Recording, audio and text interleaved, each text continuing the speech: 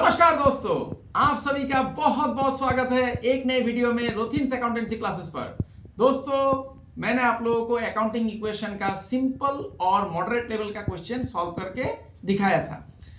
आज मैं आप लोगों को अकाउंटिंग इक्वेशन का एडवांस लेवल का क्वेश्चन, जिसको कि टफ लेवल का क्वेश्चन भी बोला जाता है, वैसा क्वेश्चन सॉल्व करके दिखाऊंगा। ऐसा क्वेश्चन आने का चांसेस है परीक्षा में, तो आप लोग वीडियो में अंत तक बने रहिए, सीख जाएंगे एडवांस लेवल का क्वेश्चन कैसे सॉल्व किया जाता है। आगे बढ़ने से पहले दोस्तों, मेरा आप सभी से एक निवेदन है, अगर अभी तक आप लोगों ने मेरा चैनल को सब्सक्राइब नहीं किया है तो चैनल को सब्सक्राइब जरूर कर लीजिएगा और ऊपर का जो बेल आइकन है उसको दबाना मत भूलिएगा। वीडियो अगर अच्छा लगा तो इसे एक लाइक भी कीजिएगा, अपने दोस्तों के बीच शेयर भी कीजिएगा और हाँ, कमेंट करना मत भूलिएगा। आप लोग मुझे इंस्टाग्राम और फेसबुक में भी फॉलो कर सकते हैं। मेरा इंस्टाग्राम और फेसबुक पेज का जो लिंक है मेरा चैनल पे ही दिया हुआ है और मैं वीडियो का डिस्क्रिप्शन बॉक्स में भी दे दूंगा। दोस्तों, मैंने अकाउंटिंग इक्वेशन के ऊपर ऑलरेडी 3 वीडियो अपलोड कर दिया है, आप लोगों के लिए बना दिया है, पार्ट 1, पार्ट 2, पार्ट 3, जिसमें कि मैंने सिंपल और मॉडरेट लेवल का क्वेश्चन सॉल्व करके दिखाया है। मेरा आप सभी से अनुरोध है, आप लोग तीनों वीडियो देख लीजिएगा। उसका लिंक मैं नीचे डिस्क्रिप्शन बॉक्स में दे दूंगा आप लोगों की सुविधा के लिए। तो चलिए दोस्तों, आज के विषय की तरफ आगे बढ़ते हैं। आज मैं आप लोगों को एक एडवांस लेवल का अकाउंटिंग इक्वेशन का क्वेश्चन सॉल्व करके दिखाऊंगा, जिसमें कि कई सारा ट्रांजैक्शंस होगा और ट्रांजैक्शन सब थोड़ा एडवांस लेवल का होगा, मतलब टफ लेवल का होगा। तो अभी मैं करने जा रहा हूं क्वेश्चन, तो कैमरा को बोलता हूं कॉपी की तरफ फोकस करने के लिए। देखिए दोस्तों, आप लोगों को समझाने के लिए मैंने एक क्वेश्चन लिख लिया है, इसका आप लोग स्क्रीनशॉट ले लीजिएगा। इसी क्वेश्चन का मैं अभी आप लोगों को अकाउंटिंग इक्वेशन तैयार करके दिखाऊंगा, ठीक है। तो चलिए, यहां पर बोला गया है, show the accounting equation on the basis of the following transaction. देखिए 8 ट्रांजैक्शन दिया हुआ है, इसी सब ट्रांजैक्शन को मैं अकाउंटिंग इक्वेशन में प्लॉट करूंगा, मतलब अकाउंटिंग इक्वेशन बनाऊंगा। तो मैं इसी पेज में करता हूं, तो ये जगह होगा कि नहीं। अगर जगह नहीं होता है तो मैंने आप लोगों को सिखाया था कि आप लोग कॉपी को घुमा लीजिएगा, तब आप लोगों का जगह बढ़ जाएगा, पर्याप्त जगह मिल जाएगा। तो मैं यहाँ पर लिख दूंगा अकाउंटिंग इक्वेशन बोल के, थोड़ा छोटा छोटा करके मैं लिख रहा हूँ ताकि जगह जुड़ जाए यहाँ पर अकाउंटिंग इक्वेशन। और मैं यहाँ पर लाइन खींच लूंगा, ठीक है। आप लोग, मैं कलम से लाइन खींच रहा हूँ, आप लोग परीक्षा में स्केल का और पेंसिल का भी इस्तेमाल कीजिएगा। मैं अभी स्केल का इस्तेमाल कर रहा हूँ, लेकिन आप लोग साथ में पेंसिल का भी इस्तेमाल कीजिएगा, ठीक है। थोड़ा मैं जगह को यहाँ पर मैनेज करूँगा। ये सीरियल नंबर मैं एकदम छोटा करके लिख देता हूँ, ट्रांजैक्शन भी मैं एकदम छोटा करके लिखूंगा ताकि 8 ट्रांजैक्शन का जगह हो जाए, और एसेट को थोड़ा बड़ा करके लिखूंगा, और यहाँ पर लायबिलिटीज और कैपिटल देखता हूँ होता है कि नहीं। तो यहाँ पर लिख दीजिए सीरियल नंबर, ये आप लोगों को मैंने ऑलरेडी सिखाया है। दोस्तों, मेरा थोड़ा आज गला बैठा हुआ है, तो आवाज़ मैं आशा करता हूँ आप लोगों को समझ में आ रहा है। यहाँ पर ऊपर में एसेट लिख दीजिए, ये लायबिलिटीज, और थोड़ा दूर में लायबिलिटीज का थोड़ा दूर में ऐसे कैपिटल लिखना चाहिए, ठीक है ना। ये आप लोगों को मैंने ऑलरेडी, मेरा जो पिछला 3 वीडियो था उसमें मैंने आप लोगों को बताया था। देखिए पहला ट्रांजैक्शन क्या है, रोबी स्टार्टेड बिजनेस विथ कैश। रोबी ने बिजनेस स्टार्ट किया, कैश, स्टॉक और फर्नीचर। तो ये तीनों एसेट है दोस्तों, कैश भी, स्टॉक भी, फर्नीचर भी। तो यहाँ पर सिर्फ लिख दीजिए रोबी स्टार्टेड बिजनेस, इतना लिखने से हो जाएगा, उतना लंबा नहीं लिखना पड़ेगा। रोबी स्टार्टेड बिजनेस, रोबी स्टार्टेड बिजनेस हो गया। ऐसे लिख सकते हैं आप लोग, विथ कैश लिख दीजिए तब अच्छा ही होगा, with cash, stock and furniture, इतना लिख देता हूं मैं, ठीक है। तब ट्रांजैक्शन पढ़ के एग्जामिनर को समझ में आ जाएगा। तो देखिए कैश भी एसेट होता है, स्टॉक भी और फर्नीचर भी। तो कैश लिख दीजिए, फिर प्लस स्टॉक लिख दीजिए, फिर प्लस फर्नीचर, ठीक है। तीनों एसेट मैंने लिख दिया। तो बिजनेस में अभी ये एसेट तीनों आ गया, तो एसेट बढ़ जाएगा। तो कैश में कितना, 50,000 है, 50,000 लिख देता हूँ मैं, ये 50,000। स्टॉक में कितना है दोस्तों, स्टॉक में है 25,000, ये 25,000 लिख देता हूँ मैं, और फर्नीचर में है 15,000, ये लिख दिया मैंने। अभी ये तीनों बिजनेस के लिए क्या हो जाएगा, कैपिटल हो जाएगा, कैश भी, स्टॉक भी, फर्नीचर भी। तो तीनों को जोड़ने से कितना आ जाएगा, 50, 25, 75 और 15, 90,000। 90,000 कैपिटल में लिख दीजिए। हो गया। देखिए दिखाई दे रहा है दोस्तों, मैं आशा करता हूँ आप लोगों को दिखाई दे रहा है। दूसरा ट्रांजेक्शन क्या है, goods costing ₹13,000 sold for 16,000 on credit. तो सामान बेचा गया है, 13,000 का सामान 16,000 में बेचा गया है, लेकिन कैश नहीं मिला, बाकी में बेचा।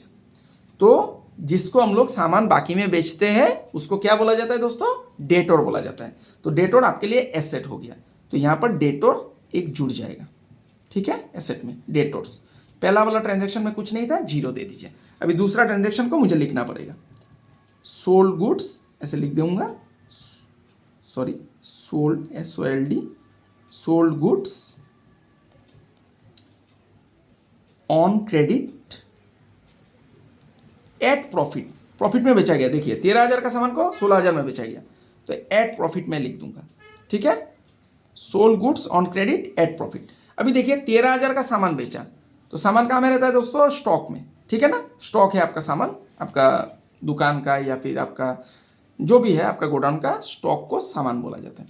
तो स्टॉक में से 13,000 घट जाएगा। सामान आपने बेचा तो 13,000 माइनस कर दीजिए, 13,000 ब्रैकेट में दे देता हूँ। अभी आपको पैसा मिलना है, मिला नहीं है, डेटोर आपका कस्टमर है, तो ये आपके लिए एसेट है। तो डेटोर में पहला ट्रांजैक्शन में कुछ नहीं था, 0। अभी आपको 16,000 मिलना है, मिलेगा आपको 16,000 बाद में मिलेगा, लेकिन ये एसेट है आपका, ठीक है। तो 13,000 का सामान को आपने 16,000 में बेचा, तो 3,000 आपका प्रॉफिट हो गया, ठीक है। ये लिख दीजिए 3,000 कैपिटल में। लाइबिलिटीज में कुछ नहीं था, 0। अभी भी लाइबिलिटीज में कुछ नहीं है, 0। फिर आपका फर्नीचर में 0 है, 0 दे दीजिए प्लस करके। स्टॉक में से घट गया, कैश में कुछ नहीं है, 0। अभी मैं लाइन खींचूंगा। 2 ट्रांजैक्शन करने के बाद मैंने आप लोगों को सिखाया है न्यू इक्वेशन लिखना पड़ेगा, ठीक है ना।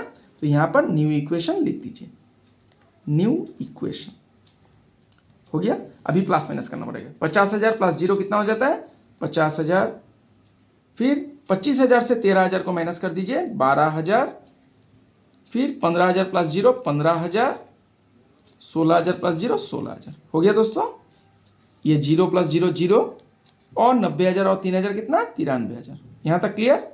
3 number adjustment, purchase goods on credit, सामान खरीदा गया बाकी में, तो इसको लिख दीजिए purchase goods on credit, purchase goods on credit, ठीक है ना। तो बाकी में आपने सामान खरीदा, तो सामान तो बढ़ जाएगा, सामान आपके लिए एसेट है, मतलब स्टॉक है। तो देखिए कितना रुपया का सामान खरीदा, 35,000 का, तो 35,000 स्टॉक में बढ़ा दीजिए। लेकिन ये सामान जो आपने खरीदा, ये आपने कैश में नहीं खरीदा, आपने बाकी में खरीदा। तो जो आपको सामान बाकी में देता है, रॉ मटेरियल जो देता है या फिर सामान देता है, उसको सप्लायर बोला जाता है। सप्लायर का और एक शब्द होता है क्रेडिटर। क्रेडिटर आपके लिए लायबिलिटीज है, तो क्रेडिटर आपका बढ़ जाएगा, मतलब लायबिलिटीज, उधार आपका बढ़ जाएगा। तो 35,000 आपका उधार बढ़ गया, ठीक है। 35,000 यहाँ में लिख दीजिए। कैपिटल में कुछ नहीं है, 0। फिर डेटोर में भी कुछ नहीं है, 0 दे दीजिए। फर्नीचर में भी 0 और कैश में भी 0, ठीक है दोस्तों। यहां पर अभी एक इक्वेशन करने के बाद ही आपको न्यू इक्वेशन करना पड़ेगा। न्यू इक्वेशन भी फिर से आपको प्लस माइनस करना है। 50,000 प्लस 0 50,000 ही होगा। फिर 12,000 और 35,000 कितना होता है दोस्तों, 47,000 लिख दीजिए। फिर 15,000 प्लस 0 15,000, 16,000 प्लस 0 16,000, 35 प्लस 0 35, और 93 प्लस 0 93,000 हो गया। अभी 4 नंबर इक्वेशन। 4 नंबर इक्वेशन क्या बोल रहा है, देखिए डेप्रिशिएट फर्नीचर, फर्नीचर का वैल्यू घट गया। डेप्रिशिएशन मतलब वैल्यू घट जाना, तो क्या लिखना है यहाँ पर, डेप्रिशिएट फर्नीचर, इतना लिख दीजिए, डेप्रिशिएट फर्नीचर हो गया। तो देखिए फर्नीचर का वैल्यू घट गया, कितना रुपया, 2,000। तो फर्नीचर से आपको 2,000 रुपया घटाना है, फर्नीचर का वैल्यू घट गया। अभी देखिए फर्नीचर आपका बिजनेस का एसेट है और ये आपका कैपिटल भी है, तो बिजनेस का एसेट हो गया तो आपका लॉस हो रहा है। फर्नीचर का वैल्यू घट गया मतलब डेप्रिसिएशन हुआ है, मतलब घट गया मतलब लॉस हो रहा है। तो लॉस होने से दोस्तों मैंने आप लोगों को पहला वीडियो में बताया था कि लॉस होने से कैपिटल से माइनस करना पड़ेगा और इनकम होने से या फिर प्रॉफिट होने से कैपिटल के साथ जोड़ना पड़ेगा। तो आपको यहाँ पर कैपिटल से माइनस करना है क्योंकि आपका लॉस हो रहा है, डेप्रिसिएशन आपका लॉस है। तो क्रेडिटर में कुछ नहीं है, जीरो, डेटर में भी कुछ नहीं है, जीरो, और स्टॉक में भी जीरो बिठा दीजिए, कैश में भी जीरो बिठा दीजिए। फिर से न्यू इक्वेशन कीजिए। पहले आपको 2 ट्रांजैक्शन करने के बाद ही न्यू इक्वेशन, उसके बाद एक एक ट्रांजैक्शन करने के बाद आपको न्यू इक्वेशन लिखना है। ठीक है, न्यू इक्वेशन लिख देता हूं मैं यहाँ पर। 50 प्लस जीरो 50,000 हो गया, 47,000 प्लस जीरो 47,000, फिर 15,000 से आपको 2,000 माइनस करना है दोस्तों, 13,000, फिर 16,000 प्लस जीरो 16,000 हो गया, 35 प्लस जीरो 35, और 93 से 2,000 माइनस करना है, 91,000 हो गया। यहाँ तक क्लियर। उसके बाद bad debts return of. Bad debts मतलब आपका पैसा डूब गया, मतलब आपको कस्टमर से पैसा मिलना था लेकिन कस्टमर ने पैसा नहीं दिया। तो इसको कैसे लिखेंगे, देखिए, बैड डेट्स रिटर्न ऑफ, इतना लिख दीजिए, bad debts return of. Return of आपने लिख दिया, कितना रुपया, देखिए 4,500। तो 4,500 आपको मिलना था, आपने सोचा था कि कस्टमर से मिलेगा, कस्टमर मतलब डेटोर, ये आपका एसेट है, लेकिन उसने पैसा नहीं दिया तो आपका पैसा डूब गया, तो आपको पैसा नहीं मिलेगा। 4,500 आपको डेटोर से घटाना है, तो डेटोर से आप माइनस कर दीजिए, हो गया। और ये आपका लॉस हो गया, आपको पैसा नहीं मिला, तो लॉस होने से कैपिटल से माइनस करना पड़ता है, तो कैपिटल से भी माइनस कीजिए। तो देखिए, क्रेडिटर में कुछ नहीं है, जीरो, फर्नीचर में भी कुछ नहीं है, जीरो, और स्टॉक में कुछ नहीं है, और कैश में भी कुछ नहीं है, हो गया दोस्तों। अभी यहाँ पर एक लाइन और खींच दीजिए, ठीक है ना, न्यू इक्वेशन। 5 ट्रांजेक्शन हम लोगों ने कर लिया अभी तक। 50,000 प्लस जीरो 50,000, फिर 47,000 प्लस जीरो 47,000, 13,000 प्लस जीरो 13,000, 16,000 से 4,000 माइनस करने से कितना होता है, 12,000, और 500 से, और 500 माइनस करेंगे 11,500 हो गया। 35,000 प्लस जीरो 35,000, फिर 91,000 से आपको 4,000 माइनस करना है 87, और 87 से 500 माइनस करना है 86,500 हो गया। यहाँ तक क्लियर। उसके बाद देखिए 6 number, cash receive ₹6,400 from customer. Customer मतलब आपका डेटोर, डेटोर से आपको 6,400 मिला, लेकिन आपने अलाउड हिम डिस्काउंट 100, आपने 100 रुपया उसको डिस्काउंट दिया। तो इसको कैसे लिखेंगे, देखिए, cash receive from customer and allowed him discount, इतना लिखना पड़ेगा दोस्तों। देखिए, आपने कैश कितना रिसीव किया, 6,400, तो आपको 6,400 कैश में लिखना है, आपका कैश बढ़ गया। लेकिन यहां पर दिखाया जा रहा है कि 6,400 कस्टमर से आपको मिला, लेकिन आपने उसको 100 रुपया डिस्काउंट भी दिया, तो टोटल कितना हो गया, 6,500, मतलब आपका डेटोर 6,500 घटेगा। ठीक है, ये गलती मत कीजिएगा, जब भी डिस्काउंट रहता है तो आपको डिस्काउंट भी जोड़ देना है, क्योंकि आपने 6,400 लिया, लेकिन आप दिखाएंगे कितना, डेटोर कितना घटेगा आपका, क्योंकि आपने उसको 100 रुपया डिस्काउंट भी तो दिया ना। तो टोटल आपने 6,500 को, मतलब डेटोर आपका 6,500 घट जाएगा, लेकिन आपको पैसा मिला 6,400, तो 100 रुपया आपने डिस्काउंट दे दिया। ठीक है, तो 6,500 आपको घटाना है। तो अभी देखिए 100 रुपया आपने डिस्काउंट दिया, ये 100 रुपया आपके लिए लॉस हो गया, तो लॉस होने से कैपिटल से माइनस करना है, तो कैपिटल से भी आपको माइनस करना पड़ेगा। और यहां पर कुछ नहीं है, क्रेडिटर में जीरो, फर्नीचर में भी जीरो, स्टॉक में भी जीरो हो गया यहाँ पर। ठीक है, अभी फिर से आपको न्यू इक्वेशन लिखना है। न्यू इक्वेशन ऐसे लिख दीजिए, अभी प्लस माइनस कीजिए। 50 प्लस 6,400 56,400 हो गया। 47 प्लस जीरो 47,000, 13,000 प्लस जीरो 13,000, और 11,000 से 6,000 चला जाएगा, 11,500 से 6,500 कितना हो जाएगा दोस्तों, 500 चला गया, 11,000 से 6,000 जाएगा, 5,000 हो जाएगा। ठीक है, 35,000 प्लस जीरो 35,000, और यहाँ पर दोस्तों 86,500 से 100 माइनस करना है आपको, 86,400 हो गया। देखिए अभी अंत यहाँ 7 नंबर ट्रांजेक्शन क्या है, बैड डेट्स रिकवर्ड, मतलब आपको पैसा मिल गया। जो पैसा डूबा था आपने आपका, जो आपको लग रहा था कि पैसा डूब गया, कस्टमर ने भाग गया, कस्टमर आपको पैसा नहीं देगा, लेकिन आपको कस्टमर मिल गया और कस्टमर ने आपको पैसा दिया कितना, 2500, बैड डेट्स रिकवर्ड हुआ। तो ये आपका लाभ हो गया, मुनाफा हो गया। पहले आपने इसको लॉस दिखाया था, तो अभी आपका लाभ हो गया, बैड डेट्स रिकवर्ड, इतना लिख दीजिए। तो बैड डेट्स रिकवर्ड, आपको पैसा मिला 2500, 2500 आपको कैश में दिखाना है और 2500 आपका मुनाफा हो गया। 2500 आपको कैपिटल में भी जोड़ देना है, ठीक है। क्रेडिटर में कुछ नहीं होगा, 0, डेटोर में 0, फर्नीचर 0, स्टॉक में भी 0, ठीक है। फिर से न्यू इक्वेशन लिख दीजिए और प्लस माइनस करना पड़ेगा, ठीक है। न्यू इक्वेशन यहाँ पर लिख दीजिए। मैं एक ही पेज में ख़त्म करने का कोशिश करूँगा, क्योंकि दूसरा पेज चला जाएगा तो आप लोगों को भी समस्या हो सकती है समझने में। तो देखिए ये दोनों को जोड़ दीजिए, 56 और 2 58, 58 900 यहाँ पर हो गया, 47,000 प्लस 0 47,000, ठीक है। 13,000 प्लस 0 13,000 और 5,000 प्लस 0 5,000 हो गया।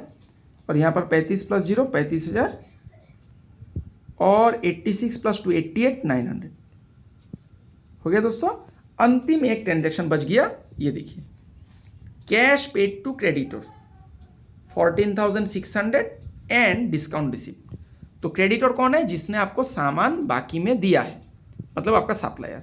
तो उसको आपने कितना पेमेंट किया, 14,600, ये देखिए 14,600 आपने पेमेंट किया और उसने आपको डिस्काउंट दिया 400 रुपया, आपको डिस्काउंट मिला। तो इसको आप कैसे लिखेंगे, देखिए 8 number transaction, cash paid to creditor, मैं थोड़ा छोटा छोटा करके लिखूंगा, cash paid to creditor and discount receipt हो गया। देखिए आपने कैश पेमेंट किया क्रेडिटर को कितना, 14,600, तो 14,600 आप कैश से माइनस कर दीजिए, हो गया। लेकिन देखिए 14,600 जैसा कि डेटोर में मैंने किया था कि 6,400 आपको कैश मिला था, लेकिन आपने डेटोर में 6,500 माइनस किया था, क्यों, क्योंकि डिस्काउंट उसको दिया गया था 100 रुपया। वैसे ही यहाँ पर कैश आप पेमेंट कर रहे हैं 14,600, लेकिन आपको 400 रुपया डिस्काउंट भी मिल रहा है। तो 400 रुपया डिस्काउंट मिल रहा है, मतलब 15,000 रुपया क्रेडिटर आपका घट गया टोटल, क्योंकि क्रेडिटर तो क्या दिखाएगा, उसने आपको डिस्काउंट दिया 400 रुपया, तो इसमें तो आपका कोई दोष नहीं है, आपको मिला, आपको डिस्काउंट दिया गया, तो आपको और 400 रुपया देना नहीं है। तो टोटल आपका क्रेडिटर घट जाएगा 14,600 प्लस 400, मतलब 15,000 रुपया का क्रेडिटर घट गया, ठीक है। और 400 रुपया आपको मुनाफा हो गया, ये डिस्काउंट जो रिसीव किया आपने 400 रुपया आपका मुनाफा हो गया। 400 रुपया आपको क्या करना है, कैपिटल के साथ जोड़ना है, ठीक है। बाकी सब में 0, तो यहां पर 0 और यहां पर भी 0। तो देखिए सब इक्वेशन हो गया, एक ही पेज में हो गया। अभी मैं फाइनल इक्वेशन लिखूंगा, यहां पर लाइन खींच दीजिए, ठीक है। पूरा नीचे चला गया दोस्तों, माफ कीजिएगा। तो यहां पर फाइनल इक्वेशन मैं लिख देता हूं, फाइनल इक्वेशन, ठीक है। ये 58,900 से 14,600 माइनस कीजिए, कितना हो जाएगा, 44,300 हो गया। यहाँ पर 47 प्लस 0 47, 13,000 प्लस 0 13,000, 5,000 प्लस 0 5,000 हो गया। और यहाँ पर कितना होगा, 35 माइनस 15 20,000, 20,000 हो गया। और 88,900 प्लस 400 89,300, 89,300 हो गया दोस्तों। तो ये दोनों साइड हो गया, एसेट साइड इतना तक है और लायबिलिटीज और प्लस कैपिटल इतना तक है। तो दोनों को आपको रात में जोड़ के देखना पड़ेगा कि इक्वल आया है कि नहीं। तो मैं कैलकुलेटर का इस्तेमाल कर लेता हूं, मैं देखता हूं एक बार कितना आया है, ठीक है। आप लोग बने रहिए वीडियो में, मैं देख लेता हूं दोनों साइड इक्वल हुआ है कि नहीं। तो देखिए यहाँ पर है 44,300, तो मैं कैलकुलेटर में कर लेता हूँ, आप लोगों को नहीं दिखा रहा हूँ, आप लोग कॉपी की तरफ ही ध्यान दीजिए। 44,300 प्लस 47,000 प्लस 13,000 प्लस 5,000, तो देखिए इस तरफ में आया 1,09,300, 1,09,300, ठीक है। इस तरफ में भी 1,09,000, इस तरफ में 1,09,300 एसेट साइड में, और लाइबिलिटीज प्लस कैपिटल जोड़ के भी आपका कितना आना है, 1,09,300 आना है। तो एक बार फिर से जोड़ लेता हूँ इसको, 20,000, 20,000 प्लस 89,900, सॉरी 89,300। तो देखिए 1,09,300 आ गया, दोनों साइड इक्वल हो गया। इसका मतलब हम लोगों ने सही बनाया है अकाउंटिंग इक्वेशन। इसका आप लोग स्क्रीनशॉट ले लीजिए पूरा अंत तक। मैं कैमरा को बोलूँगा पूरा यहाँ तक लेने के लिए, सिर्फ अकाउंटिंग इक्वेशन थोड़ा सामने करके, हाँ बस यहाँ तक होने से हो जाए। तो आशा करता हूँ दोस्तों आज का क्लास आप लोगों को समझ में आया है। आज मैंने आप लोगों को एक एडवांस लेवल का अकाउंटिंग इक्वेशन का क्वेश्चन सॉल्व करके दिखाया है। मेरा आप सभी से अनुरोध है, आप लोग ज्यादा से ज्यादा क्वेश्चन प्रैक्टिस कीजिए, किसी भी किताब का, 11 का, किसी भी राइटर का, किसी भी पब्लिशर का किताब से आप लोग अकाउंटिंग इक्वेशन प्रैक्टिस कीजिए। वीडियो मैंने 4 वीडियो बना दिया है, इस वीडियो को लेके 4 वीडियो हो जाएगा। चारों वीडियो आप लोग देखिए। अगर फिर भी आप लोगों को तकलीफ होती है तो आप लोग कमेंट बॉक्स में लिख दीजिएगा, मैं आप लोगों के लिए अकाउंटिंग इक्वेशन के ऊपर और एक वीडियो बना दूंगा। अगला वीडियो मैं अलग एक विषय के ऊपर बनाऊंगा अकाउंटेंसी का। तो तब तक के लिए बने रहिए मेरे साथ। मैं ईश्वर से प्रार्थना करता हूं आप सभी स्वस्थ रहे, सुरक्षित रहे और खुश रहे। आज के लिए इतना ही दोस्तों, बहुत बहुत धन्यवाद।